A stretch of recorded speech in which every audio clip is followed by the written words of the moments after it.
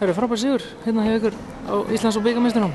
Já, þetta ekki leiðilegt. Þetta vonandi að bara koma skal hjá okkur Keflvíkingum. Bjóstu við svona stóra sigur á Árborgarkostinni í kvöld? Nei, reyndar ekki. Við spilum í Lengjubikarnum.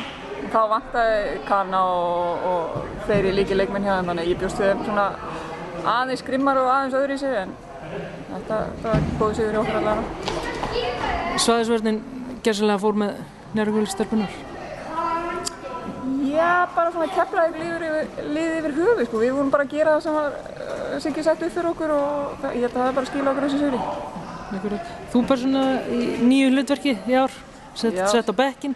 Hvernig leggst það í þig? Það leggst bara allt í mig. Ég er komin á þennan aldur, þannig að ég þarf að hvíla aðeins meira en venjulega. Þetta allt í lagi, sko. Þetta er vont en þetta venst. Akkurat. Ungu stelpunar samt sem ára að koma sterkar inn. Það er náttúrulega bara æðislega, sko. Það eru rosalega duglegar og það eru að leggja þvílíkt á sig á æfingum og það er bara að skila bara þessum mínútum í listaflokki, sko. Það er náttúrulega ekki flóknara það. Hversu langt er þetta Keflavíkurlið að fara í ár? Kannski of snemmt að tala um það, en Já, hvað ætlið ykkur?